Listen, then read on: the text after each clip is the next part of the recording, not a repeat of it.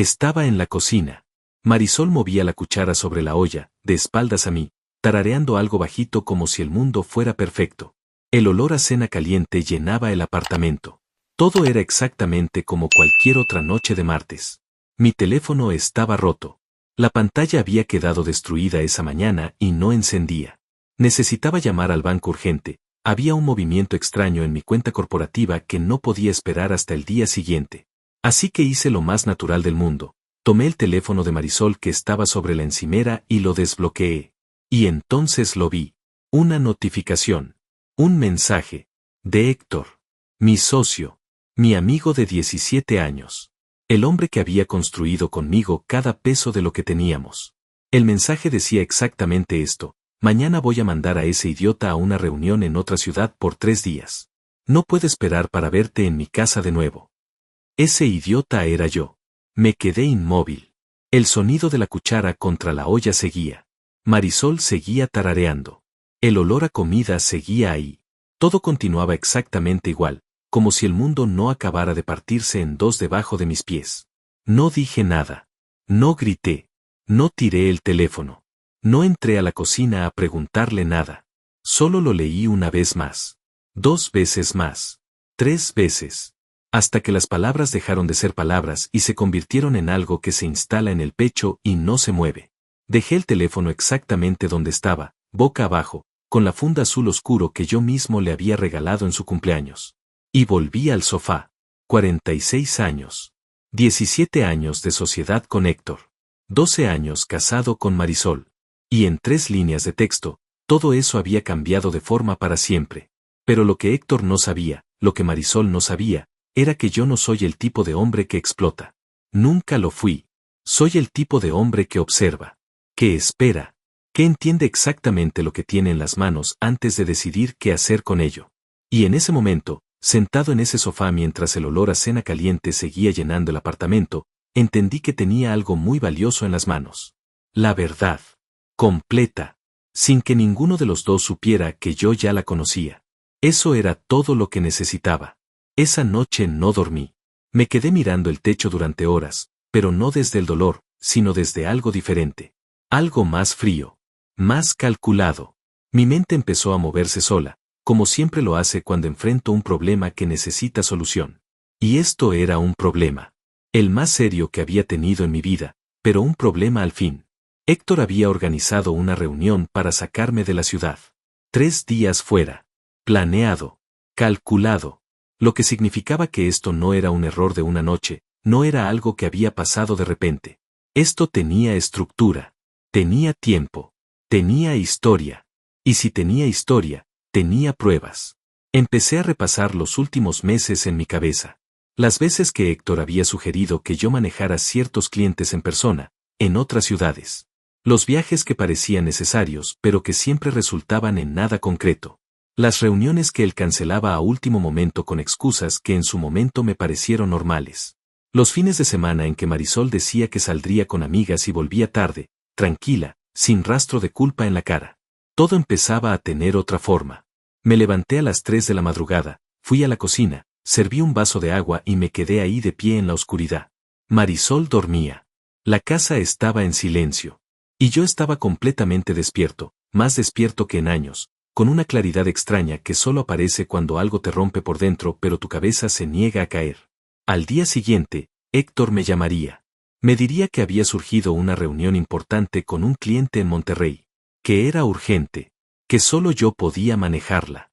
Me lo diría con esa voz segura, amigable, casi fraternal que había usado conmigo durante 17 años. Y yo le diría que sí, porque a veces, la jugada más inteligente es dejar que el otro crea que está ganando. Esa madrugada tomé una decisión. No iba a confrontar a nadie. No iba a hacer una escena. No iba a romper nada ni gritar ni llorar en una esquina. Iba a hacer algo mucho más efectivo que todo eso. Iba a saber exactamente todo lo que estaba pasando. Cada detalle, cada fecha, cada mensaje, cada movimiento. Y cuando tuviera todo eso en mis manos, cuando la imagen fuera completa y sin grietas, entonces decidiría cómo terminar esto. Porque si Héctor pensaba que me estaba mandando a una reunión en otra ciudad, estaba muy equivocado. Me estaba dando exactamente el tiempo que necesitaba para destruirlo. Pero antes de eso, necesitaba entender algo que todavía no tenía claro. El movimiento en mi cuenta corporativa. Ese detalle que había iniciado toda la noche, el motivo por el que había tomado el teléfono de Marisol en primer lugar. Porque ahora, con todo lo que había descubierto, ese movimiento bancario ya no me parecía una simple irregularidad administrativa. Me parecía otra pieza, otra señal, algo que encajaba demasiado bien con todo lo demás como para ser una coincidencia. Y si había algo que había aprendido en 17 años construyendo una empresa desde cero, era que en los negocios no existen las coincidencias. Solo existen los patrones que aún no has terminado de leer. Esa noche, en la oscuridad de mi cocina, empecé a leer el patrón. Y lo que encontré me heló la sangre de una manera que ningún mensaje de texto hubiera podido hacer solo. La llamada de Héctor llegó a las 9:15 de la mañana, mientras yo estaba sentado en mi escritorio en la oficina fingiendo revisar correos. Lo vi en la pantalla del teléfono nuevo que había comprado temprano, antes de que nadie llegara, y respiré despacio antes de contestar. Una vez. 2 veces. Y respondí con la misma voz de siempre. Luciano, ¿cómo estás? Oye, te llamo porque acaba de surgir algo con el cliente de Monterrey, ya sabes cómo son estas cosas, necesitan una reunión presencial esta semana y pensé que tú eras el indicado para manejarla. Son 3 días, miércoles, jueves y viernes. ¿Puedes? Hizo una pausa. Breve. Como si ya supiera la respuesta pero necesitara escucharla. Claro, dije. Sin problema. Me organizo y salgo mañana temprano. Hubo algo en su voz después de eso. Un alivio demasiado rápido. Demasiado limpio. Perfecto, te mando los detalles por correo ahora mismo. Va a ser una reunión importante, ya verás. Colgué. Y me quedé mirando el teléfono durante 30 segundos sin moverme. 17 años escuchando esa voz. 17 años confiando en ese tono seguro, fraternal, cálido. Y ahora que sabía lo que sabía, podía escuchar debajo de las palabras algo que antes era invisible. Una actuación. Muy buena, hay que reconocerlo.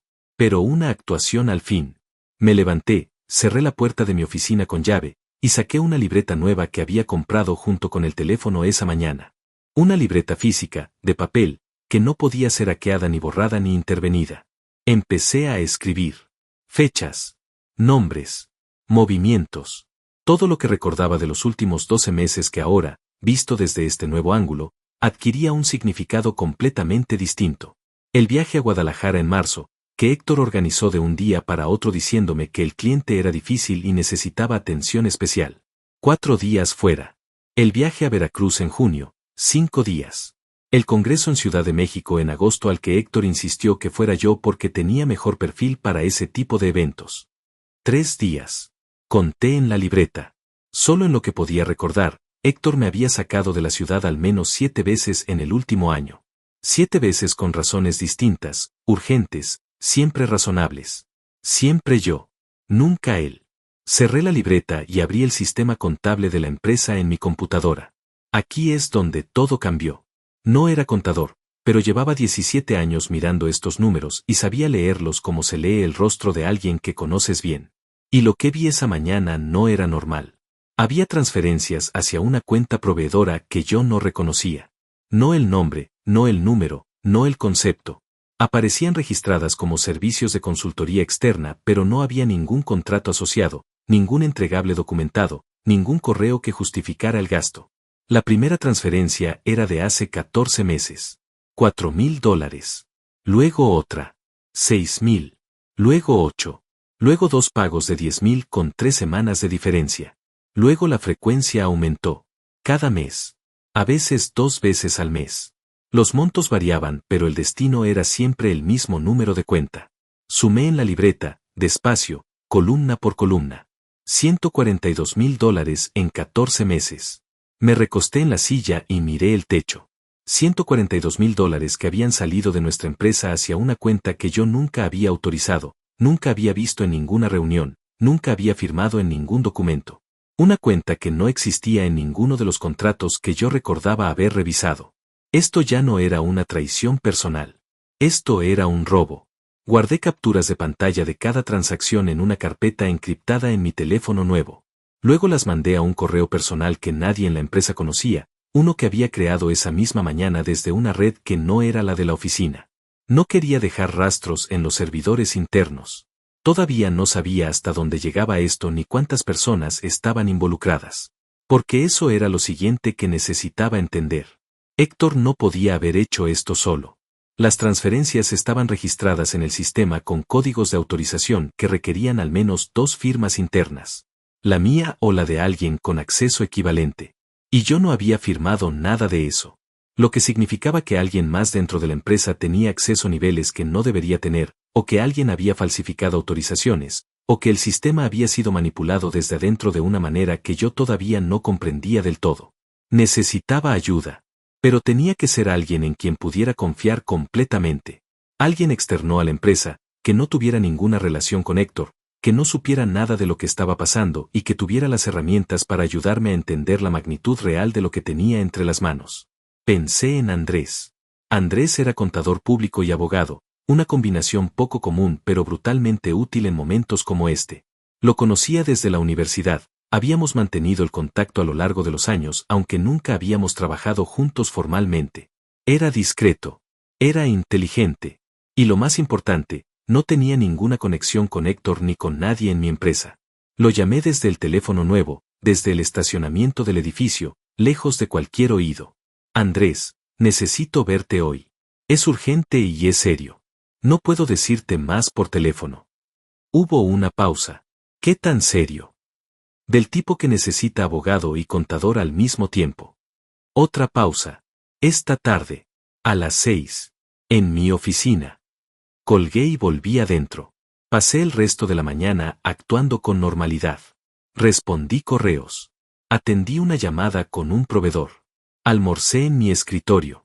Saludé a Héctor cuando pasó por el pasillo con esa sonrisa de siempre, ancha, segura, completamente falsa. Le devolví la sonrisa sin que me temblara ni un músculo de la cara. ¿Todo listo para mañana?, me preguntó. Todo listo, respondí. Se fue por el pasillo y yo seguí caminando en dirección contraria, con la libreta en el bolsillo interior del saco y $142,000 grabados en la cabeza como una cifra que ya no iba a olvidar jamás. A las 6 en punto estaba en la oficina de Andrés. Le expliqué todo, desde el mensaje en el teléfono de Marisol hasta las transferencias en el sistema contable. Lo escuchó sin interrumpirme, con esa forma suya de procesar información en silencio, asintiendo apenas con la cabeza cada tanto.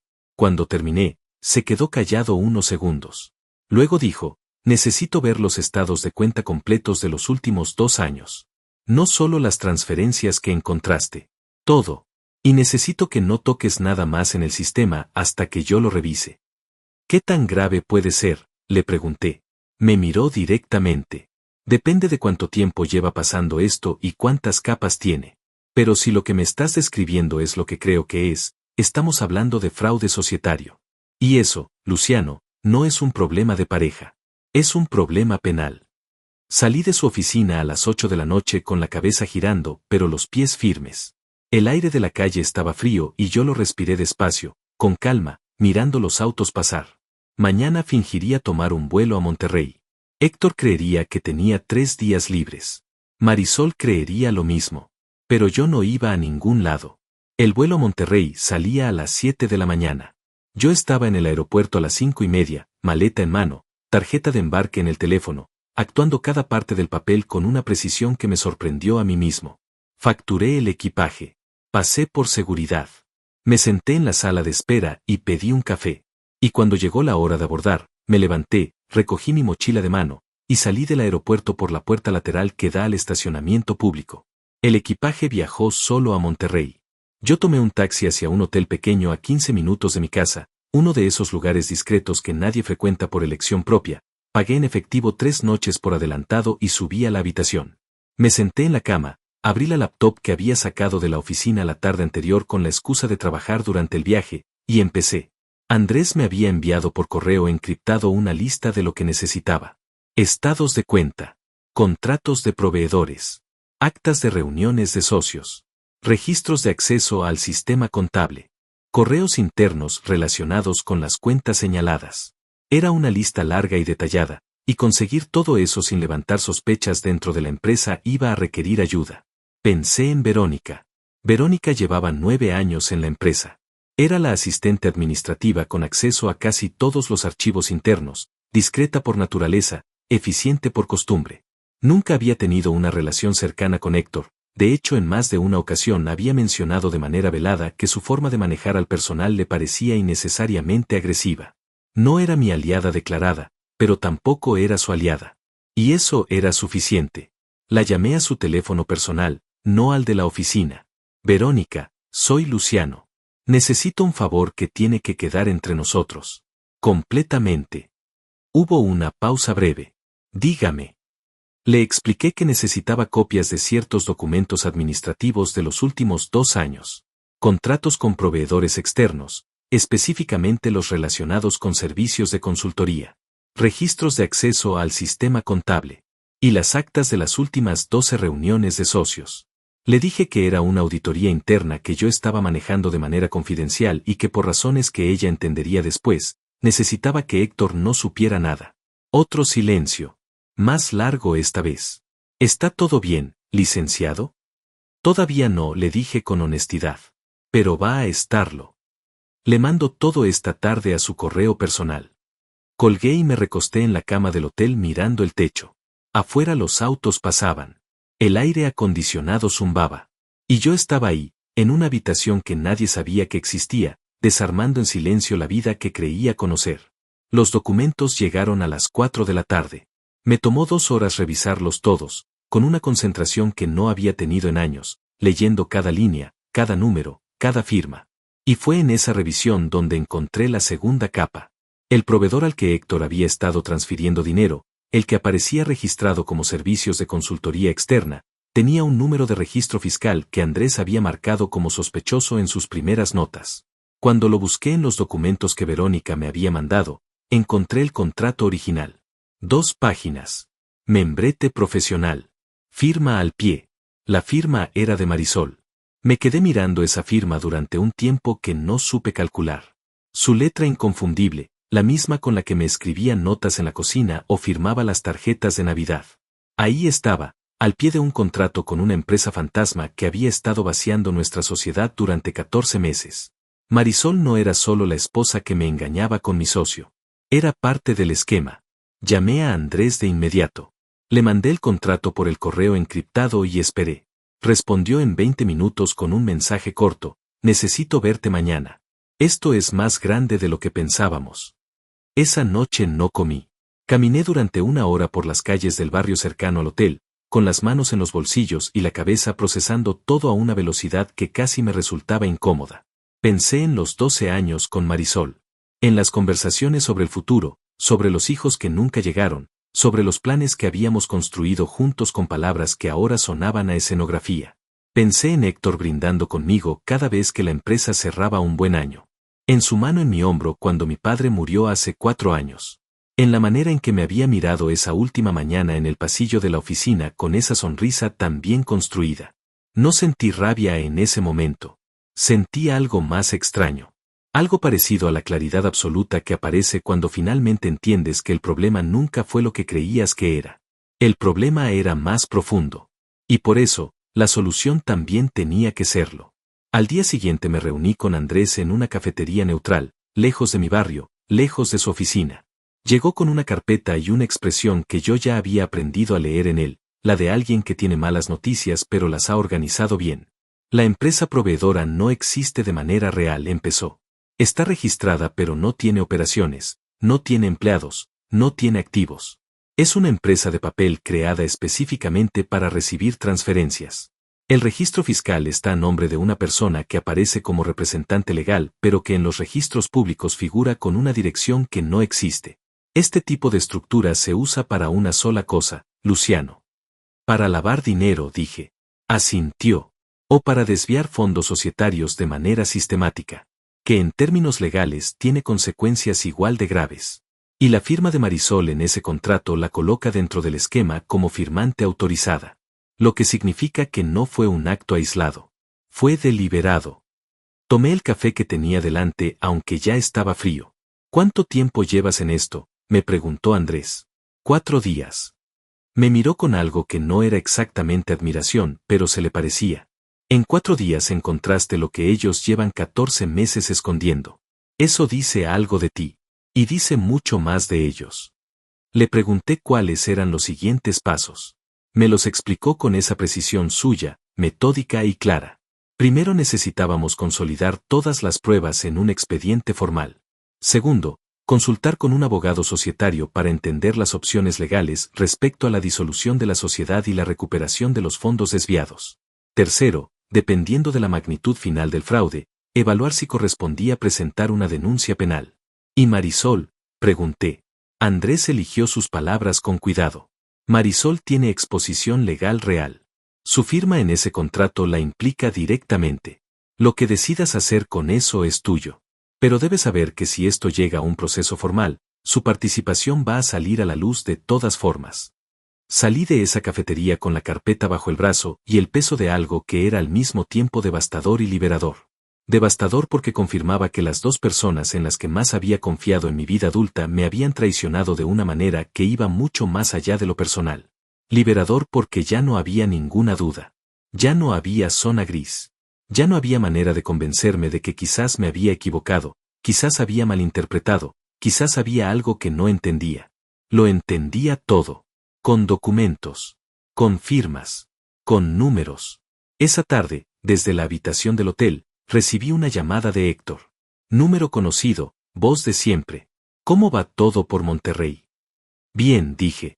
El cliente es complicado, pero creo que vamos por buen camino. Perfecto.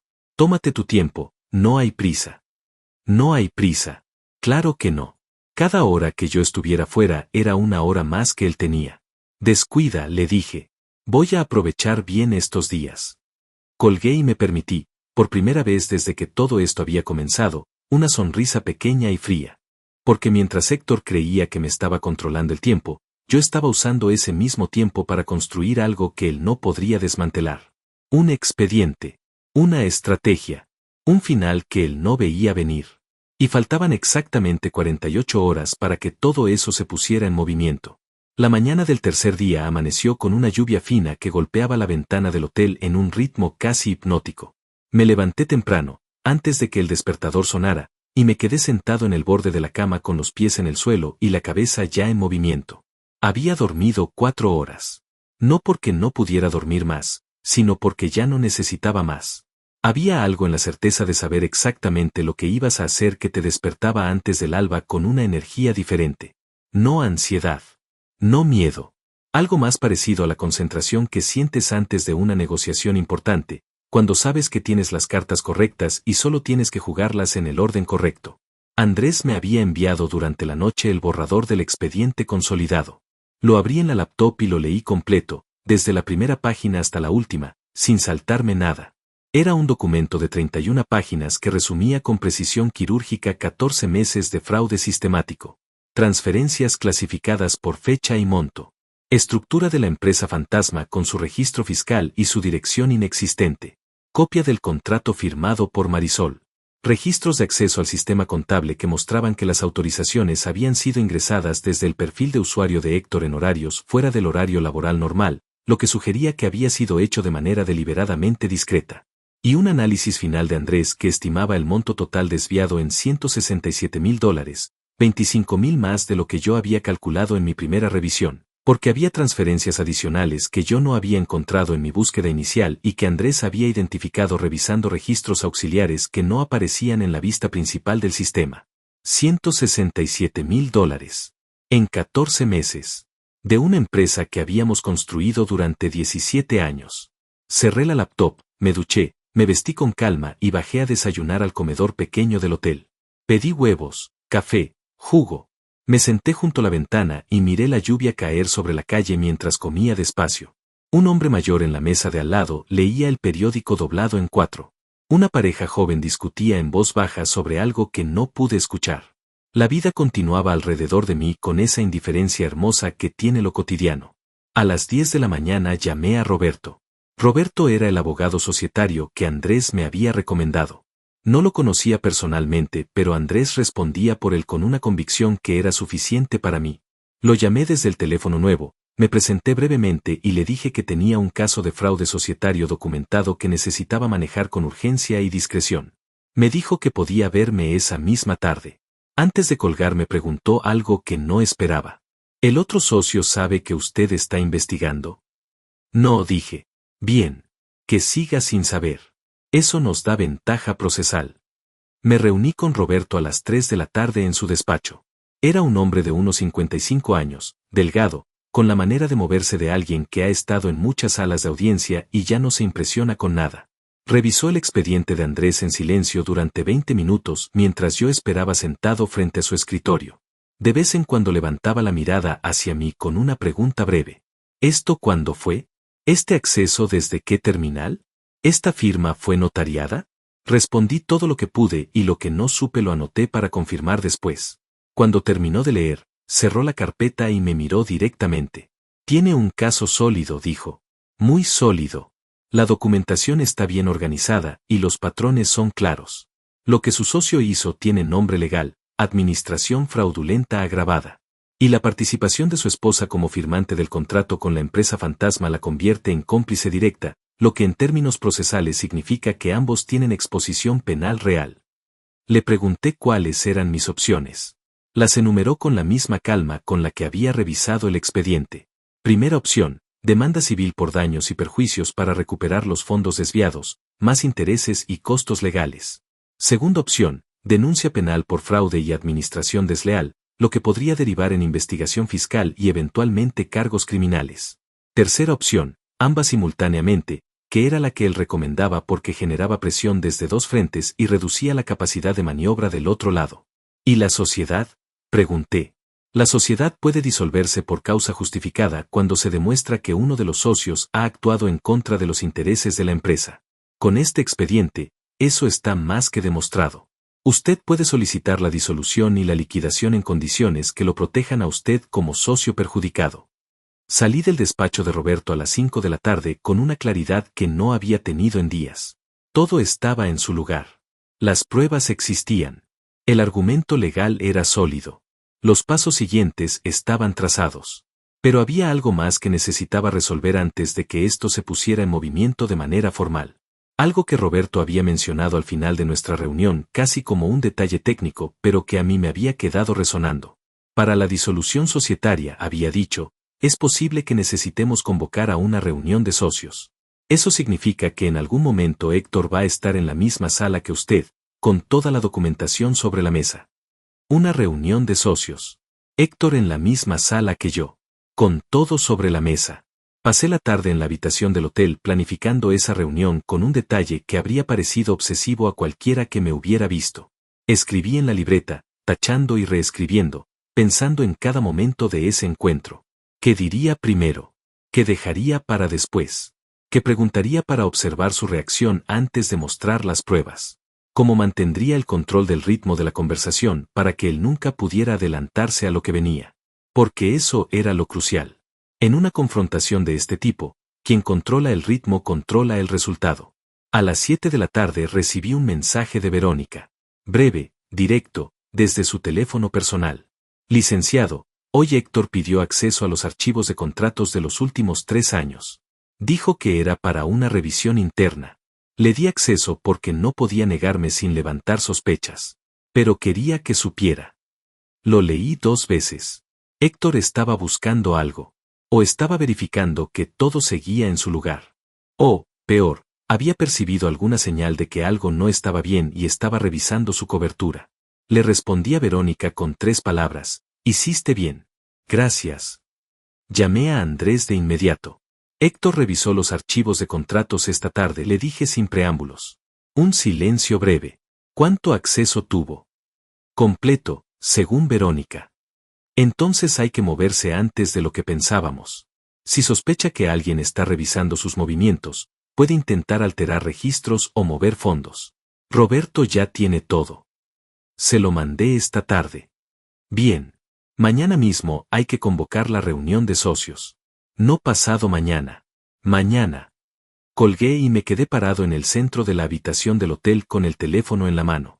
La lluvia había parado. Por la ventana entraba el sonido de la ciudad recuperando su ritmo normal después del agua. Y yo estaba ahí, en ese cuarto que nadie sabía que existía, a punto de comprimir el tiempo de todo lo que había planeado.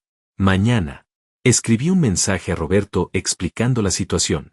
Respondió en 10 minutos confirmando que podía gestionar la convocatoria formal esa misma noche y que la reunión podía hacerse al día siguiente en el despacho de un notario asociado suyo, en un entorno neutral y con registro legal de todo lo que se dijera. Luego hice algo que no había hecho desde que todo esto había comenzado. Apagué la laptop, guardé la libreta, me senté en el sillón junto a la ventana y simplemente me permití estar quieto durante un rato. Sin pensar en números, ni en fechas, ni en estrategias. Solo quieto, mirando las luces de la ciudad afuera, dejando que el silencio hiciera lo que el silencio sabe hacer cuando lo dejas. Pensé en quién había sido yo antes de esa noche en el sofá con el teléfono de Marisol en la mano. Un hombre que trabajaba duro y confiaba ciegamente, que asumía que las personas que elegía para su vida eran dignas de esa elección, que creía que la lealtad era un contrato implícito que nadie rompía sin una razón que al menos pudiera entenderse. Había sido un hombre ingenuo. No estúpido, pero sí ingenuo. Y había una diferencia importante entre las dos cosas. El estúpido no puede cambiar porque no ve el problema. El ingenuo puede cambiar en el momento en que decide mirar. Yo había decidido mirar. Y lo que había visto me había transformado en algo distinto. No mejor ni peor. Distinto. Más frío en la superficie, quizás, pero más claro en el fondo. Con una comprensión de las personas y de los sistemas y de la manera en que el poder se mueve entre manos que antes simplemente no tenía. Eso, pensé, era lo único que Héctor y Marisol me habían dado sin querer. Una versión de mí mismo que ninguno de los dos había calculado encontrar al final de todo esto. Me fui a dormir a las 11. Puse la alarma para las 6. Y antes de cerrar los ojos, con la cabeza en la almohada y la oscuridad completa a mi alrededor, pensé en la cara que pondría Héctor mañana cuando me viera entrar por esa puerta. Él creía que yo estaba en Monterrey. Mañana iba a aprender lo que cuesta subestimar a alguien durante 17 años. La alarma sonó a las 6 en punto, pero yo ya estaba despierto desde las 5:15. Me levanté sin hacer ruido, como si hubiera alguien en la habitación a quien no quisiera despertar, aunque estaba completamente solo. Me duché con agua fría, me afeité despacio frente al espejo, me puse el traje gris que había traído en la mochila de mano y que había colgado la noche anterior para que no quedara arrugado. Me miré en el espejo durante un momento. 46 años. Un hombre que hacía 5 días había tomado el teléfono de su esposa para llamar al banco y había encontrado algo que lo había cambiado todo. No me veía destruido. Me veía distinto. Más definido, quizás. Como si la presión de los últimos días hubiera eliminado algo que sobraba y hubiera dejado solo lo esencial. Bajé al comedor, desayuné café y tostada sin hambre real pero con la disciplina de quien sabe que va a necesitar energía, y a las 7:30 salí del hotel con la carpeta de documentos bajo el brazo y el teléfono en el bolsillo. Roberto me había confirmado por mensaje la noche anterior que la reunión estaba convocada para las 10 de la mañana en la notaría de su asociado. La convocatoria había sido enviada a Héctor por vía formal, como lo exigía el contrato de sociedad, con 3 horas de anticipación mínima que en este caso se cumplían de manera ajustada pero legal. El motivo declarado en la convocatoria era escueto, revisión urgente de asuntos societarios. Sin más detalles. Sin anticipar nada. A las 8 recibí la primera señal de que Héctor había percibido que algo no estaba bien. Me llamó. Dejé que sonara 2 veces antes de contestar. Controlé la respiración. Contesté con la misma voz de siempre. Luciano, acabo de recibir una convocatoria a reunión de socios para hoy a las 10. ¿De qué se trata esto? Creí que estabas en Monterrey. Hubo una tensión en su voz que antes habría pasado por alto. Ahora la escuchaba con una claridad perfecta. No era curiosidad. Era alarma disfrazada de curiosidad. Volví anoche, dije con calma. Surgió algo que no puede esperar. Nos vemos a las 10, Héctor. Ahí te explico. Un silencio. Breve pero denso. Está todo bien. A las 10, repetí. Y colgué. Me quedé mirando el teléfono durante unos segundos. Esa llamada me confirmaba 2 cosas. Primera, Héctor no esperaba verme antes del viernes. Segunda, la convocatoria formal lo había puesto nervioso, lo suficiente como para llamarme de inmediato en lugar de simplemente presentarse y esperar. Eso significaba que su instinto de supervivencia ya estaba activo, que en algún lugar de su cabeza, por más que intentara convencerse de que todo estaba bajo control, había una alarma encendida. Bien. Que llegara nervioso. Los hombres nerviosos cometen errores. Llegué a la notaría a las 9:15. Roberto ya estaba ahí, junto con Andrés y el notario, un hombre mayor de apellido Luis que manejaba este tipo de procesos con la eficiencia tranquila de alguien que ha visto demasiado como para sorprenderse con algo. Revisamos juntos el orden de la reunión. Roberto llevaría la voz formal. Andrés presentaría el análisis financiero. El notario daría fe de todo lo que se dijera y se presentara. Yo hablaría cuando fuera el momento correcto y no antes. ¿Cómo crees que va a reaccionar?, me preguntó Andrés mientras esperábamos. Va a negar todo primero, dije. Luego va a intentar encontrar un error en la documentación. Luego va a intentar negociar. ¿Y si intenta irse? No puede. La convocatoria formal lo obliga a participar o a firmar su ausencia, lo que en cualquier caso deja un registro. Roberto, ¿correcto? Roberto asintió sin levantar la vista de sus papeles. Correcto. Si se va, la reunión continúa y los acuerdos tienen validez igualmente. A las 10:05 escuché pasos en el pasillo. Héctor entró a la sala con esa manera suya de ocupar los espacios, los hombros hacia atrás, la mandíbula firme, una sonrisa que en otras circunstancias habría parecido segura pero que hoy, vista desde donde yo estaba sentado, tenía los bordes tensos de algo que se estaba sosteniendo con esfuerzo. Traía saco pero sin corbata. Había llegado apurado. Me vio. Se detuvo un segundo. Y en ese segundo, en esa fracción de tiempo en que sus ojos procesaron la escena, el notario, los abogados, la carpeta sobre la mesa, yo sentado al frente con las manos cruzadas y sin ninguna expresión particular en el rostro, algo en su cara cambió de manera casi imperceptible. Como una grieta finísima en una pared que hasta ese momento había parecido sólida. Luciano, dijo. Voz controlada. No sabía que ibas a traer abogados. Siéntate, Héctor, dije. Sin hostilidad. Sin calor tampoco. Se sentó. Roberto tomó la palabra con esa precisión suya y explicó el motivo formal de la reunión. Revisión de irregularidades contables detectadas en la operación societaria de los últimos 14 meses. Presentación de documentación de respaldo. Evaluación de consecuencias legales y definición de pasos a seguir. Héctor escuchó con la mandíbula apretada. Cuando Roberto terminó la introducción, levantó la mano como si estuviera en una junta directiva cualquiera. No entiendo de qué irregularidades están hablando. Yo llevo la operación contable con total transparencia y cualquier movimiento ha sido debidamente registrado. Andrés abrió la carpeta. Empezó por el principio. La primera transferencia. $4,000. 14 meses atrás. Concepto, servicios de consultoría externa. Empresa receptora. Un nombre que sonaba legítimo pero que no tenía operaciones reales, no tenía empleados, no tenía activos verificables. Héctor frunció el ceño. Ese es un proveedor legítimo con el que trabajamos en un proyecto puntual. ¿Qué proyecto?, preguntó Andrés. Una pausa. No recuerdo el nombre exacto en este momento, tendría que revisar mis archivos. Tenemos los archivos aquí, dijo Andrés. No existe ningún entregable asociado a ese proveedor en ninguna carpeta del sistema. Ningún informe, ningún producto, ninguna comunicación de trabajo. Solo las transferencias. Héctor cambió de posición en la silla. Un movimiento pequeño pero visible. Andrés continuó. La segunda transferencia. La tercera. Los montos creciendo progresivamente. La frecuencia aumentando. El mismo número de cuenta receptor en todos los casos. Héctor intentó interrumpir 2 veces más con explicaciones que cada vez sonaban menos convincentes y más improvisadas. Roberto lo dejaba hablar y luego, con una calma que era casi quirúrgica, desmontaba cada argumento con el siguiente documento. Fue entonces cuando Andrés puso sobre la mesa la copia del contrato. Este es el contrato que formaliza la relación con el proveedor, dijo. Firmado hace 14 meses. ¿Reconoce esta firma? Héctor miró el documento. Y algo en él se tensó de una manera diferente. Ya no era la tensión de alguien que busca argumentos. Era la tensión de alguien que acaba de ver algo que no esperaba ver sobre esa mesa. Porque la firma que Andrés señalaba no era la suya. Era la de Marisol. Esta firma no fue parte de mi gestión, dijo Héctor. La voz había cambiado. Más baja. Más cuidadosa. Lo sé, dije yo. Por primera vez desde que la reunión había comenzado, tomé la palabra. Todos me miraron. Héctor me miró. La firma es de Marisol. Mi esposa.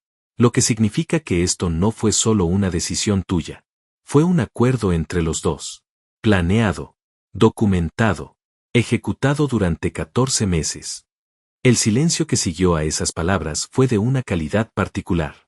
El tipo de silencio que no es ausencia de sonido, sino presencia de algo demasiado pesado para que las palabras lo carguen. Héctor abrió la boca. La cerró. La volvió a abrir. Luciano, yo puedo explicarte. El monto total desviado es de $167,000, lo interrumpí. Sin subir la voz. Sin moverme de mi posición. $167,000 en 14 meses, desde una empresa que construimos juntos durante 17 años. Eso es lo que hay que explicar, Héctor. No a mí. A un juez. Fue la primera vez que lo vi sin respuesta. No duró mucho. Los hombres como Héctor no se quedan sin recursos por mucho tiempo. En menos de 30 segundos su expresión cambió otra vez y pasó al siguiente registro, el de la negociación. Mira, esto se puede resolver entre nosotros. No tiene que llegar a ningún juzgado. Podemos hablar de números, de condiciones, de una salida ordenada que no le haga daño a la empresa ni a ninguno de los dos. Lo miré durante un momento antes de responder. Hace 5 días, dije despacio, leí un mensaje tuyo en el teléfono de Marisol. Decía que ibas a mandar a ese idiota a una reunión en otra ciudad por 3 días. Ese idiota era yo. Llevabas 14 meses robándome y todavía encontrabas tiempo para llamarme idiota. Héctor no dijo nada. Así que no, continué. No vamos a resolver esto entre nosotros. Porque entre nosotros ya no hay nada que resolver. Lo que hay es un expediente de 31 páginas, 2 abogados, un notario y un proceso legal que empieza hoy. Roberto tomó la palabra de inmediato para formalizar el inicio del proceso de disolución societaria por causa justificada y anunciar la presentación de la denuncia penal que se haría esa misma tarde. El notario comenzó a levantar el acta. Andrés organizaba los documentos en el orden en que serían anexados al expediente oficial. Y Héctor se quedó sentado al otro lado de la mesa, con el saco que se había puesto apurado esa mañana y la sonrisa que ya no funcionaba, mirando cómo el andamiaje completo de lo que había construido a mis espaldas se desarmaba documento por documento frente a sus ojos. Antes de que la reunión terminara formalmente, su teléfono vibró sobre la mesa. Lo vi mirar la pantalla. Vi cómo su expresión cambiaba una vez más, de una manera que esta vez no pudo controlar. Era un mensaje. Y aunque no pude leer el texto desde donde estaba sentado, no necesitaba hacerlo. Porque en ese momento entendí que Marisol también acababa de enterarse de algo. Y lo que venía después de esta sala ya no era el clímax. Era solo el principio del final. La reunión terminó a las 12:15. El notario cerró el acta, Roberto recogió sus documentos con la eficiencia metódica de siempre, y Andrés me apretó el brazo brevemente antes de salir, ese gesto silencioso que no necesita palabras para decir lo que dice. Héctor firmó los documentos que estaba legalmente obligado a firmar con una mano que yo noté ligeramente tensa, aunque su cara había recuperado esa máscara de control que también conocía. Antes de salir me miró una vez más desde la puerta. No dijo nada. Yo tampoco. La puerta se cerró y me quedé solo en la sala con el notario que ordenaba sus papeles y el sonido de la calle entrando por la ventana entreabierta. Respiré. No fue un suspiro de alivio ni de agotamiento. Fue simplemente el primer respiro completamente libre que había dado desde aquella noche en el sofá con el teléfono de Marisol en la mano. Un respiro que no cargaba el peso de fingir ni de calcular ni de contener nada. Salí a la calle y caminé durante 20 minutos sin rumbo fijo. El sol había salido después de la lluvia de los días anteriores y la ciudad tenía ese brillo particular que tienen las cosas mojadas cuando les da la luz. Caminé por calles que no conocía bien, pasé frente a tiendas y cafeterías y personas que iban a sus propios lugares con sus propios problemas, y por primera vez en días sentí que el mundo exterior existía de verdad, que no era solo un fondo decorativo detrás de mi cabeza llena de números y estrategias y documentos. Pero quedaba algo pendiente, algo que ningún expediente legal podía resolver. Ningún abogado podía manejar. Ninguna reunión formal podía cerrar. Marisol. Roberto me había explicado con claridad que su exposición legal era real. La firma en el contrato la colocaba dentro del esquema de manera documentada, y eso iba a salir a la luz en el proceso independientemente de lo que yo decidiera hacer de manera personal. Pero el proceso legal y la conversación personal eran dos cosas distintas. Una la manejaban los abogados.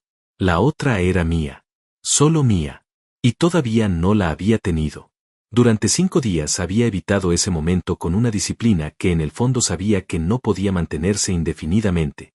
Había fingido el viaje, había construido el expediente, había conducido la reunión de socios, había visto la cara de Héctor desmoronarse detrás de su máscara de control. Todo eso lo había hecho con una frialdad que me había sorprendido a mí mismo. Pero Marisol era diferente. 12 años eran diferentes. No porque justificaran lo que había hecho, sino porque el peso de esos años hacía que el momento que se aproximaba fuera de una naturaleza completamente distinta a todo lo anterior. No iba a ser una confrontación estratégica. Iba a ser un cierre. Llegué al apartamento a la 1 de la tarde. Usé mis llaves con normalidad, abrí la puerta, entré. El apartamento olía como siempre, a ese perfume suave que Marisol usaba y que con el tiempo se había impregnado en los muebles y las paredes hasta volverse indistinguible del olor del hogar mismo. Había flores frescas en el jarrón de la entrada. La televisión estaba encendida en el cuarto de estar pero en volumen bajo, ese hábito suyo de tener sonido de fondo cuando estaba sola. Marisol estaba en la cocina. Cuando me escuchó entrar se asomó a la puerta con una expresión que intentó ser natural pero que no lo logró del todo. Tenía los ojos ligeramente más abiertos de lo habitual. Las manos juntas frente a ella. Pensé que volvías el viernes, dijo. Cambié los planes.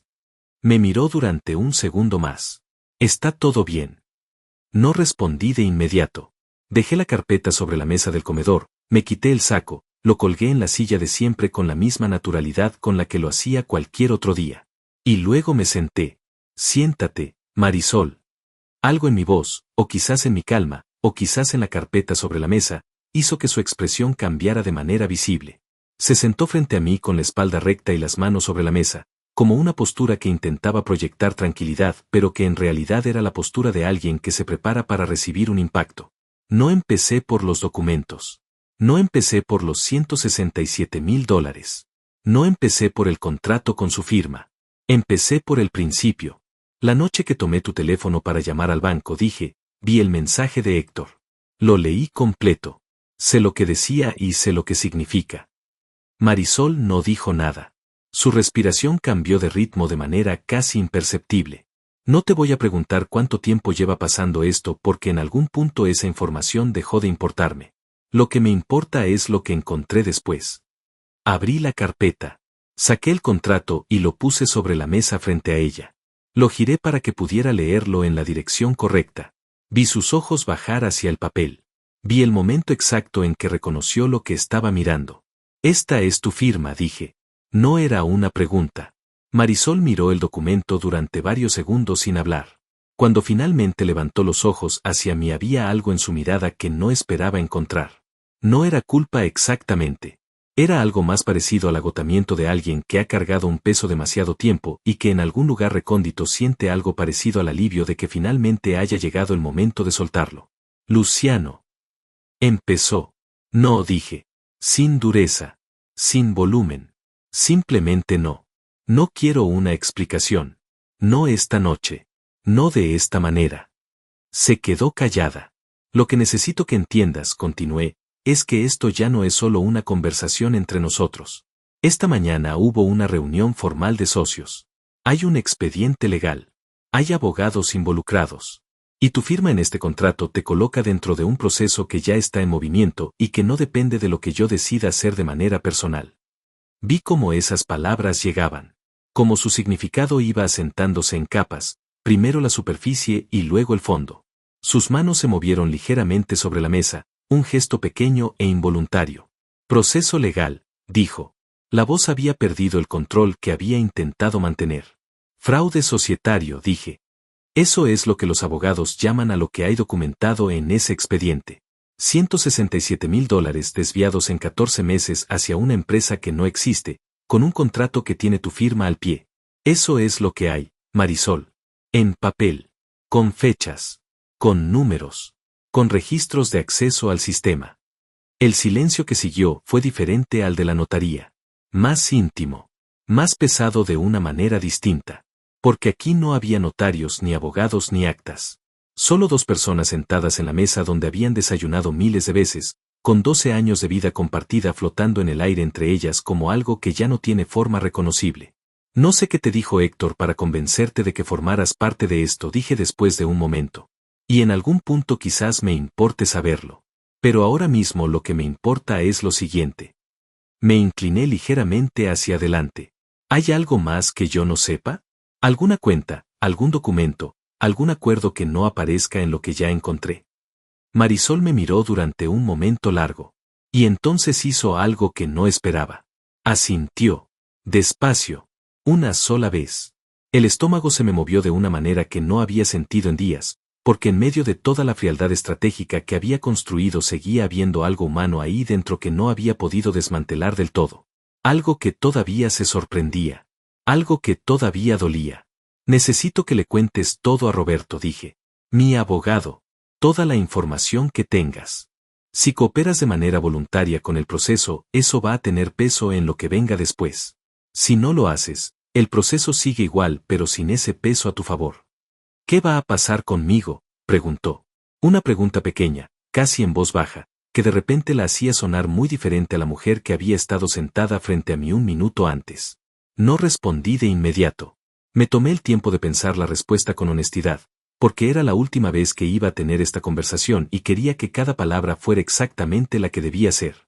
Eso ya no depende de mí, dije finalmente. Dejó de depender de mí cuando pusiste tu firma en ese contrato. Me levanté. Recogí la carpeta. Me puse el saco. Marisol seguía sentada a la mesa, mirando el contrato que había quedado frente a ella, con las manos quietas y la televisión sonando en voz baja desde el cuarto de estar como si el mundo no acabara de cambiar de forma una vez más. En la puerta me detuve un momento. No para decir algo más. Solo por ese instinto antiguo de mirar atrás una vez antes de salir. 12 años mirando desde esa puerta hacia adentro. Esta era la última vez que lo hacía. Salí al pasillo. Cerré la puerta con suavidad, sin golpes, sin dramatismo. Y mientras bajaba las escaleras con la carpeta bajo el brazo y el peso exacto de todo lo que acababa de ocurrir instalado en el pecho, me permití reconocer algo que llevaba días sin poder nombrar. No estaba destruido. Estaba libre. Y esa diferencia, esa distancia enorme entre lo que había temido sentir y lo que sentía en realidad, era quizás la revelación más inesperada de todos estos días. Porque la libertad, cuando llega después de algo que creías que te iba a hundir, no sabe a victoria. Sabe a aire limpio. A suelo firme. A la sensación de que el siguiente paso que das lo das sobre algo real. Y eso, descubrí esa tarde bajando esas escaleras, era suficiente. Por ahora, era más que suficiente. Las semanas que siguieron tuvieron una textura diferente a todo lo que había conocido antes. No eran semanas de crisis, aunque técnicamente lo fueran. Eran semanas de movimiento constante, de piezas que se acomodaban en lugares nuevos, de un mundo que se reorganizaba a una velocidad que a veces me costaba seguir y otras veces sentía que yo mismo estaba conduciendo con una claridad que no sabía que tenía. Roberto presentó la denuncia penal el mismo día de la reunión en la notaría, tal como había prometido. Fraude societario y administración desleal. Los cargos iban dirigidos a Héctor como ejecutor principal del esquema y a Marisol como firmante del contrato con la empresa fantasma. El expediente que Andrés había construido con tanta precisión resultó ser exactamente lo que un fiscal necesita para abrir una investigación sin demoras innecesarias. Roberto me llamó 2 días después para decirme que el caso había sido admitido y que se había iniciado el proceso de investigación formal. Esa llamada la recibí sentado en un apartamento pequeño que había rentado a 15 minutos de la empresa. Amueblado de manera básica, sin historia, sin fotografías en las paredes, sin el olor de nadie más. Un espacio que era completamente mío de una manera que el apartamento que había compartido con Marisol nunca había sido del todo, aunque en su momento no hubiera podido articular por qué. Me senté en la única silla que tenía junto a la ventana y escuché a Roberto explicar los pasos del proceso con esa voz suya que nunca se altera. Cuando colgué me quedé mirando la calle durante un rato largo. Un niño pasó en bicicleta. Una mujer mayor sacaba a pasear a un perro pequeño. Un repartidor estacionó su moto frente al edificio de enfrente y subió corriendo con una caja. La vida ordinaria, continuando su ritmo con la indiferencia perfecta de siempre. 3 días después de la denuncia, Héctor contrató a uno de los abogados penalistas más caros de la ciudad. Roberto me lo informó sin comentarios adicionales, pero con un tono que decía lo suficiente. Que Héctor estaba tomando esto en serio. Que sabía lo que se enfrentaba. Y que su primera estrategia, como era predecible, iba a ser intentar cuestionar la validez de las pruebas y la legitimidad del proceso de obtención de los documentos. ¿Puede hacer eso?, le pregunté. Puede intentarlo, dijo Roberto. Pero la documentación fue obtenida de manera completamente legal. Verónica tiene acceso autorizado a esos archivos como parte de sus funciones. Usted tiene acceso al sistema contable como socio igualitario. No hay nada que cuestionar en la cadena de obtención de las pruebas. Su abogado lo sabe. Solo está haciendo tiempo. Hacer tiempo. Eso era lo que hacen los que saben que van perdiendo. Alargar el proceso con la esperanza de que algo cambie, de que alguien se canse, de que el otro lado cometa un error que les dé una grieta por donde entrar. No iban a encontrar ninguna grieta. Porque yo no estaba cansado. Estaba, paradójicamente, más descansado que en años. Dormía mejor en ese apartamento vacío que en cualquier noche de los últimos 12 meses. Me despertaba sin la tensión sorda que ahora reconocía como el peso inconsciente de vivir cerca de algo que no estaba bien sin saber nombrarlo. Me levantaba con la cabeza despejada y una agenda clara y el tipo de energía que solo aparece cuando lo que haces está perfectamente alineado con lo que eres. Fue durante esas semanas cuando Verónica me llamó una tarde para contarme algo que no esperaba. Licenciado, hay algo que creo que necesita saber. Antes de que usted descubriera todo esto, hace unos 6 meses, yo había notado algunas cosas extrañas en los registros contables. No entendía bien lo que significaban, pero me generaban dudas. Fui a hablar con el licenciado Héctor y él me dijo que eran ajustes técnicos normales de fin de año y que no me preocupara. Yo le creí. Quería que supiera que si hubiera sabido lo que realmente estaba pasando. Verónica, la interrumpí con calma. Hiciste exactamente lo que tenías que hacer en cada momento. Primero cuando fuiste a preguntar. Luego cuando decidiste ayudarme. No tienes nada de qué preocuparte. Hubo un silencio breve al otro lado. Gracias, licenciado. Colgué y me quedé pensando en lo que acababa de decirme. 6 meses atrás Verónica había notado algo. Lo había reportado internamente y Héctor lo había neutralizado con una explicación simple y una posición de autoridad. Eso me dijo algo importante sobre cómo había operado todo el esquema. No con audacia ciega, sino con inteligencia calculada. Héctor sabía exactamente qué explicaciones dar, qué tono usar, qué nivel de confianza proyectar para mantener a cada persona en su lugar sin que nadie juntara los puntos. 17 años construyendo esa confianza. Y luego usándola como herramienta para robar. Había algo en eso que me resultaba más revelador que los documentos mismos. Los documentos mostraban el qué y el cuándo y el cuánto. Pero esto mostraba el cómo. La frialdad de construir relaciones durante años con la intención de explotarlas. La paciencia de esperar el momento correcto. La habilidad de mantener dos versiones de la realidad funcionando en paralelo sin que ninguna interfiriera con la otra. Durante años yo había admirado la seguridad de Héctor. Su capacidad para manejar presión. Su habilidad para leer situaciones y responder con exactamente la cantidad correcta de palabras. Ahora veía esas mismas cualidades desde el otro ángulo y entendía que no eran virtudes. Eran herramientas. Y las herramientas no tienen moral. Son lo que son según las manos que las usan. La segunda semana después de la denuncia, Roberto me informó de un desarrollo que no había anticipado del todo, aunque en retrospectiva tenía sentido completo. Marisol había decidido cooperar. No conmigo. Con el proceso. Había contratado su propia abogada y a través de ella había ofrecido declaración voluntaria al fiscal a cambio de consideración en los cargos. La declaración incluía información sobre el origen del esquema, la manera en que Héctor la había involucrado, los detalles de comunicaciones y acuerdos que no aparecían en los documentos que yo ya tenía. Roberto me lo explicó con esa neutralidad profesional suya. Es una decisión inteligente de su parte desde el punto de vista legal. Su exposición se reduce significativamente si la información que aporta es relevante y verificable. Para el caso en general, su cooperación refuerza el expediente contra Héctor de manera sustancial. ¿Y para el proceso de divorcio? Pregunté. Su participación documentada en el esquema de fraude tiene implicaciones en la división de bienes. Específicamente, los activos que se determine fueron adquiridos o mantenidos con fondos desviados pueden ser excluidos de la masa patrimonial conyugal.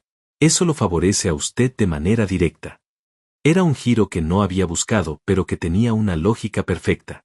Marisol, al cooperar para reducir su exposición penal, estaba al mismo tiempo aportando información que consolidaba mi posición en el proceso civil. No había manera de separar las dos cosas. Eran la misma verdad vista desde dos ángulos distintos. La tercera semana trajo el momento que Roberto había anticipado desde el principio. El abogado de Héctor contactó al suyo con una propuesta. Restitución voluntaria del monto total desviado, $167,000, más un 20% adicional como compensación por daños, a cambio de considerar una salida negociada del proceso penal. La propuesta incluía también la cesión de su participación societaria en condiciones que habían sido diseñadas para parecer generosas pero que Roberto identificó de inmediato como insuficientes dado el daño real documentado. Roberto me la presentó sin recomendación en ningún sentido. Solo los términos, claros y ordenados, y la pregunta implícita de qué quería hacer yo. Me tomé 24 horas antes de responder. No porque dudara de la respuesta, sino porque quería asegurarme de que la decisión que tomara fuera completamente mía, sin prisa, sin reacción emocional de ningún tipo.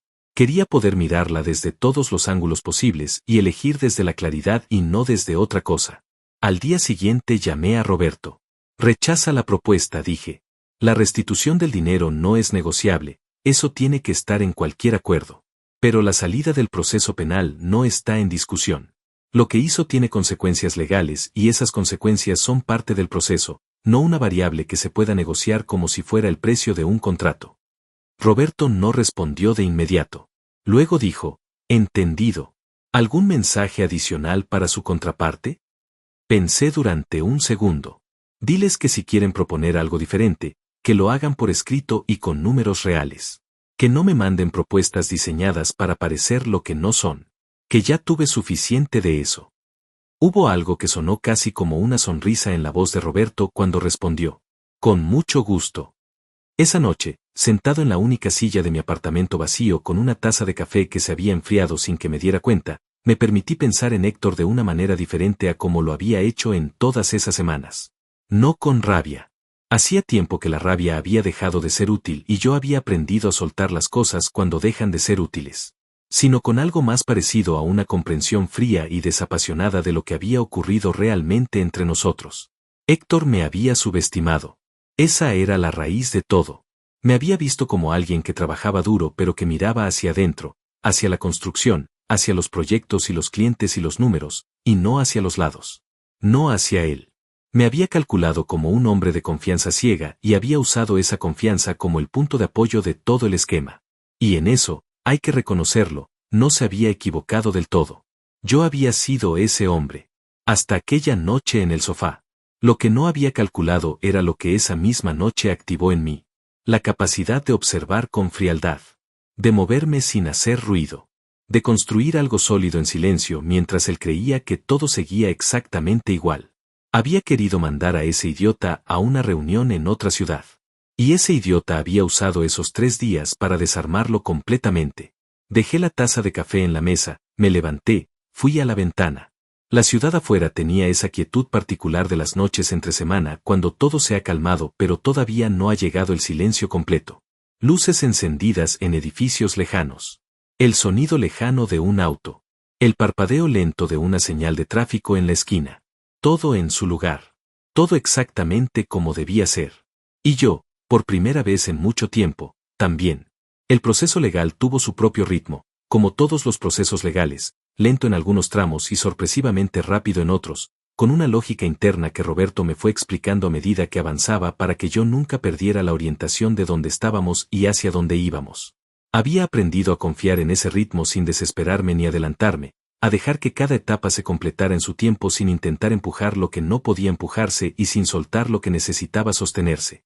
6 semanas después de la reunión en la notaría, Héctor fue citado formalmente por el fiscal como imputado en el proceso penal. Roberto me lo comunicó un martes por la mañana con esa voz suya de siempre, neutral y precisa, pero con algo debajo que yo ya sabía leer como satisfacción profesional bien contenida. La citación formal significaba que el expediente había superado la revisión inicial y que el proceso tenía sustento suficiente para avanzar hacia la siguiente etapa. El abogado de Héctor había intentado 2 objeciones procedimentales en las semanas previas y ambas habían sido desestimadas. El edificio que habían construido para defenderse tenía las mismas grietas que todos los edificios construidos sobre mentiras. Se veían cuando la luz les daba desde el ángulo correcto. Esa misma semana recibí una llamada que no esperaba. Era Luis, Un empresario con quien habíamos tenido conversaciones preliminares hacía casi 2 años sobre una posible colaboración que nunca había llegado a concretarse porque en ese momento yo estaba demasiado enfocado en otros proyectos y Héctor había dicho que el momento no era el correcto. Ahora Luis llamaba de manera directa, a mi teléfono personal, para retomar esa conversación. Me enteré de algunos movimientos en tu empresa, dijo sin rodeos, con esa manera directa que siempre había caracterizado su forma de hablar. No los detalles, pero sí que hay cambios importantes. Quería llamarte para decirte que si estás pensando en nuevos proyectos, la propuesta que discutimos hace 2 años sigue sobre la mesa. Actualizada, mejorada, y esta vez sin intermediarios que opinen sobre el momento correcto. Esa última frase me dijo que Luis sabía más de lo que decía saber. O que había hecho sus propias conexiones. En cualquier caso, no era el momento de explorar esa conversación de manera detallada, pero sí era el momento de mantenerla abierta. Dame un mes, le dije. Cuando el panorama esté más definido, hablamos con calma. Un mes, repitió. Aquí voy a estar. Colgué y anoté la conversación en la libreta. No porque la fuera a olvidar, sino porque había aprendido en estas semanas el valor de registrar todo. Las conversaciones importantes, las fechas, los compromisos, las señales. Un hombre que anota lo que importa tiene una memoria mucho más confiable que uno que solo confía en su cabeza. El proceso de divorcio avanzaba en paralelo al penal, manejado por Roberto con la misma eficiencia metódica con la que manejaba todo. Marisol y su abogada habían presentado sus propias condiciones iniciales, que Roberto había catalogado como un punto de partida negociador más que una posición real. El hecho de que Marisol hubiera cooperado con el fiscal no le eximía de las consecuencias civiles de su participación en el esquema, pero sí influía en el tono general de las negociaciones, que eran más pragmáticas y menos confrontacionales de lo que podrían haber sido. Hubo un momento en ese proceso que me quedó grabado de una manera particular. Roberto me había convocado a su despacho para revisar un borrador de acuerdo sobre la división del patrimonio conyugal. Estábamos sentados frente a su escritorio cuando mencionó un detalle que yo no había considerado hasta ese momento. Hay una cuenta de inversiones a nombre de los dos que Marisol declaró en su inventario patrimonial, dijo. Está valorada actualmente en $83,000. Su abogada propone una división igualitaria. Lo miré. ¿Conoces el origen de ese dinero? Roberto me devolvió la mirada con esa expresión suya que no decía nada y lo decía todo. Eso es exactamente lo que le pregunté a Andrés cuando vi la cifra. Andrés había revisado el historial de esa cuenta.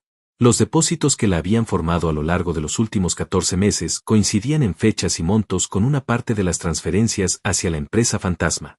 No todo el dinero desviado había ido a esa cuenta, pero una porción significativa había pasado por ahí antes de moverse hacia otros destinos que el fiscal estaba rastreando. Lo que significaba que esa cuenta no era patrimonio conyugal legítimo. Era evidencia adicional. ¿Esto ya está en manos del fiscal?, pregunté. Andrés se lo comunicó ayer, dijo Roberto. Y en términos del proceso civil, cambia de manera sustancial la discusión sobre la división de bienes. Esos $83,000 no entran en la masa patrimonial conyugal porque su origen está vinculado al esquema fraudulento. La propuesta de su abogada queda sin base. Salí del despacho de Roberto esa tarde con la sensación que ya conocía bien, esa que aparece cuando una pieza que no sabías que faltaba encaja en el lugar correcto y de repente todo el conjunto tiene una coherencia que antes no tenía. No era satisfacción exactamente. Era algo más cercano a la confirmación de que cuando las cosas están bien hechas, cuando el trabajo es sólido y la verdad es completa, la realidad tiende a ordenarse en torno a eso de manera que a veces parece casi inevitable. 4 semanas después de esa reunión, Héctor hizo su segunda propuesta a través de sus abogados. Esta vez los números eran diferentes. La restitución total seguía incluida, pero los términos alrededor habían cambiado de manera significativa. Era una propuesta más seria, más real, diseñada por alguien que había entendido finalmente que el margen de maniobra se estaba cerrando y que cada semana que pasaba sin un acuerdo era una semana más de proceso penal avanzando en su contra. Roberto me la presentó con la misma neutralidad de siempre. La revisé con calma. La leí 2 veces. Anoté preguntas en la libreta. Las discutí con Roberto y con Andrés por separado. Me tomé 48 horas. Y luego tomé una decisión que Roberto no esperaba del todo. Acepta la parte civil, dije. La restitución completa, los daños adicionales y la cesión de su participación societaria en los términos que planteamos nosotros, no los que proponen ellos. Eso es innegociable. Pero en cuanto al proceso penal, eso no es mío para negociar. Eso está en manos del fiscal y que siga su curso. Roberto procesó eso durante un momento. ¿Está seguro? Una resolución negociada del proceso penal podría agilizar la recuperación de los fondos. Estoy seguro, dije. El dinero es importante, pero no es lo único que importa.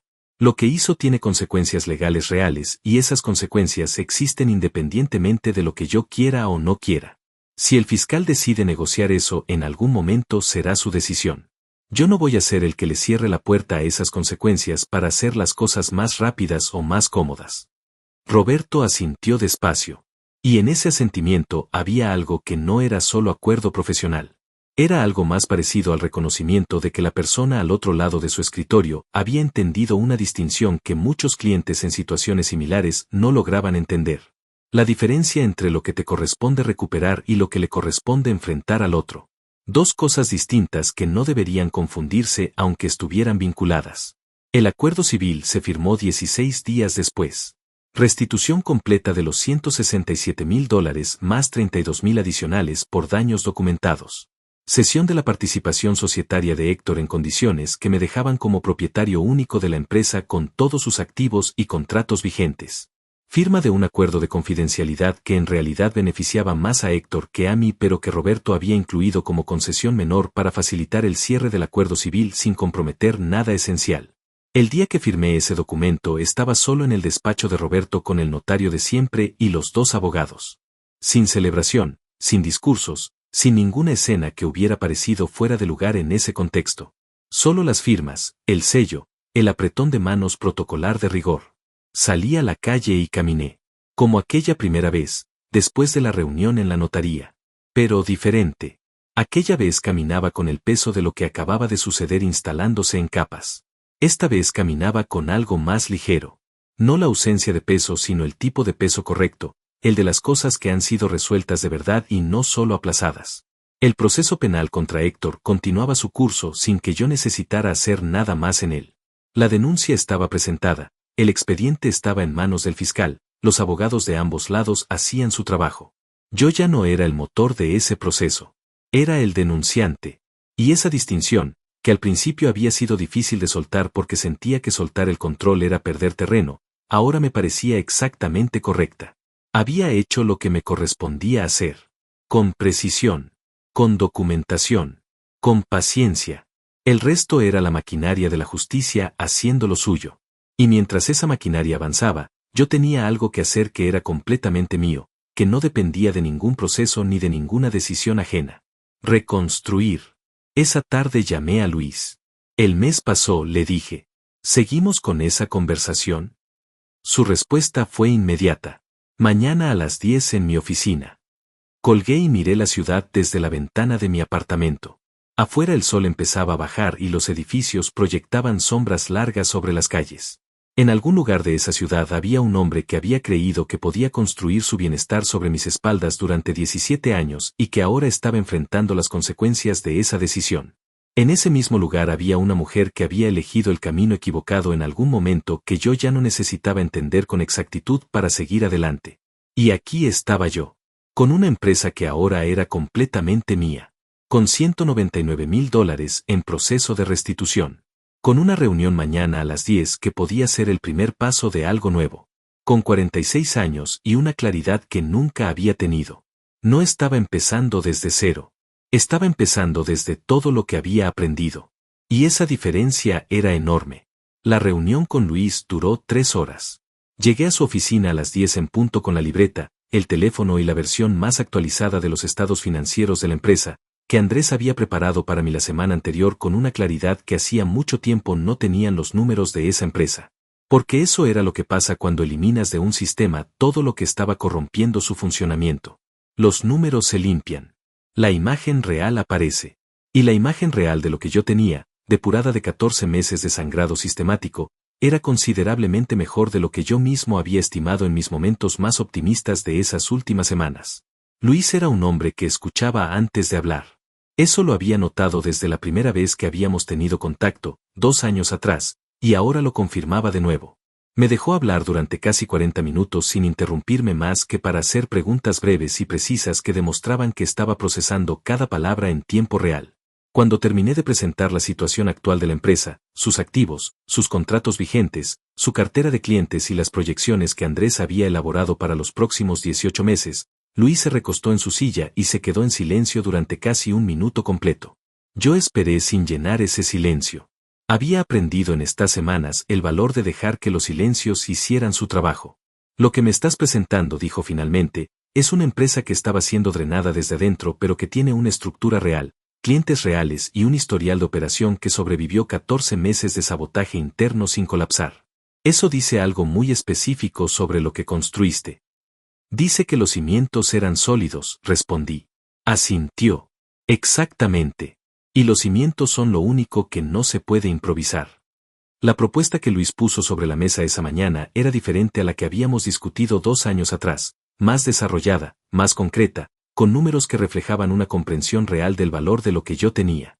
No era una adquisición ni una absorción. Era una asociación con estructura clara, roles definidos, participaciones establecidas desde el principio con la precisión que solo se aprende después de haber visto lo que pasa cuando esas cosas se dejan ambiguas. Esa última parte la dije yo. Luis me miró con una expresión que contenía algo parecido a la curiosidad. ¿Quieres decir que quieres un contrato más detallado de lo habitual? Quiero un contrato que no deje ningún espacio para la interpretación creativa, dije. Cada participación, cada responsabilidad, cada mecanismo de decisión, cada escenario de salida. Todo escrito, todo firmado, todo verificable. Luis sonrió. No una sonrisa de cortesía, sino una genuina, de alguien que acaba de escuchar algo que le parece fundamentalmente correcto. Eso, dijo, es exactamente el tipo de socio que estoy buscando. Salí de esa reunión a la 1 de la tarde con un acuerdo de principios firmado en una hoja que Luis había sacado de su impresora y que los dos habíamos rubricado sin ceremonia, con la comprensión de que ese papel era el inicio de un proceso formal que tomaría semanas en completarse correctamente, pero que era necesario iniciar de alguna manera concreta para que dejara de ser una conversación y se convirtiera en un compromiso real. En el taxi de regreso a mi apartamento me permitía algo que había postergado durante semanas. Pensar en el futuro en términos concretos. No en términos de lo que necesitaba resolver o de lo que venía después en el proceso legal o de los pasos siguientes en la negociación, sino en términos de lo que quería construir. De cómo quería que se viera mi vida dentro de 1 año, dentro de 3, dentro de 5. Con qué tipo de personas quería rodearme. En qué tipo de proyectos quería invertir mi energía. Qué tipo de hombre quería ser a los 50, a los 55, en los años que tenía por delante y que de repente se sentían no como una prolongación de lo anterior sino como algo completamente nuevo. Era una sensación extraña y poderosa al mismo tiempo. Como cuando abres una ventana que ha estado cerrada mucho tiempo y el aire entra de golpe y durante un segundo no sabes si es frío o caliente, solo sabes que es diferente y que lo necesitabas sin haber sabido que lo necesitabas. 2 semanas después de esa reunión con Luis, el proceso penal contra Héctor registró un avance que Roberto me comunicó con más detalle de lo habitual. El fiscal había encontrado, a partir de la información que Marisol había aportado en su declaración voluntaria, evidencia de que el esquema de desvío de fondos no había comenzado hace 14 meses sino hace casi 3 años. Los primeros movimientos habían sido menores, casi imperceptibles, del tipo que se registran como errores de redondeo en una revisión superficial. La escala había crecido de manera gradual y deliberada, probando los límites del sistema, ajustando la metodología, construyendo una cobertura cada vez más sofisticada. 3 años. Cuando Roberto me dijo esa cifra me quedé en silencio durante un momento. No de sorpresa exactamente. La sorpresa real la había sentido aquella noche en el sofá y todo lo que vino después había sido un proceso de comprender la dimensión real de lo que había descubierto. Pero 3 años era un número que tenía un peso específico. Porque 3 años atrás yo todavía creía que todo estaba bien. 3 años atrás había renovado el contrato de sociedad con Héctor con una cena de celebración y una botella de vino que habíamos elegido juntos.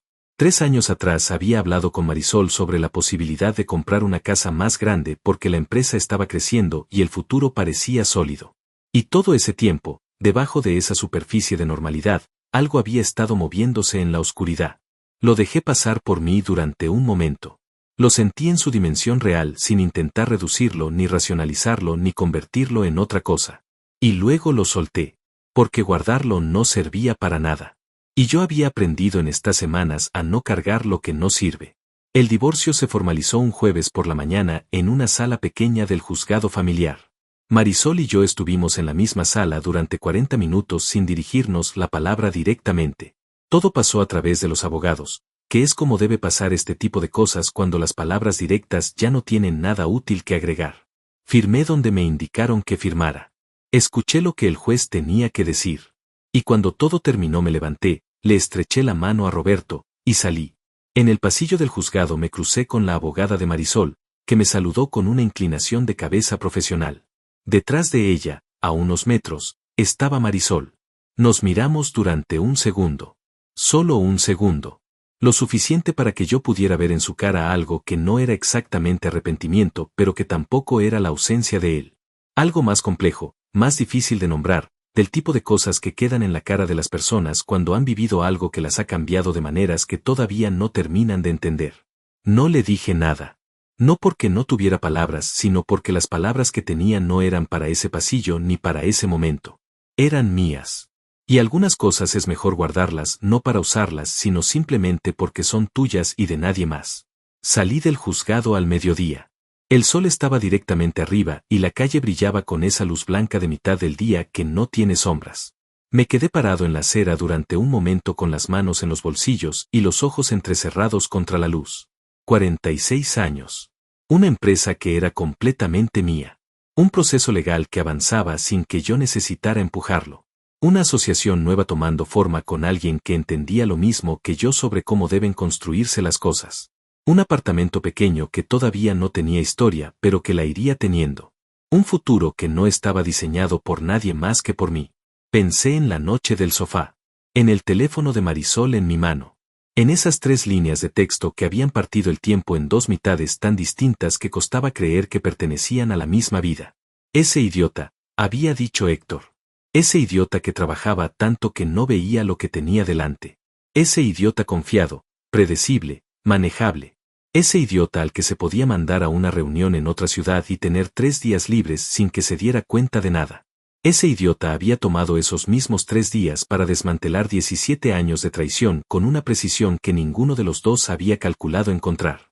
Y ahora ese idiota estaba parado en una acera con el sol encima y la ciudad moviéndose a su alrededor, con todo lo que necesitaba para construir algo nuevo y sin nada que no debería estar cargando. No sentí la necesidad de llamar a nadie para compartir ese momento. No sentí la necesidad de que alguien lo validara o lo celebrara o lo convirtiera en algo más grande de lo que era. Era suficiente sentirlo solo, en silencio, de pie en esa acera con los ojos entrecerrados contra la luz. Hay victorias que no necesitan testigos. Las más importantes, de hecho, casi nunca los tienen. Caminé hacia la parada del taxi con la misma calma con la que había caminado en todas las otras direcciones importantes de estas últimas semanas. Sin prisa. Sin el peso de lo que había quedado atrás. Con la claridad particular de los hombres que han mirado algo difícil directamente a los ojos y han decidido no apartar la vista. El taxi llegó. Entré. Di la dirección de mi apartamento. Y mientras la ciudad pasaba por la ventana con su ritmo indiferente y hermoso, pensé en una sola cosa. Mañana empieza lo que sigue. Y lo que sigue es mío.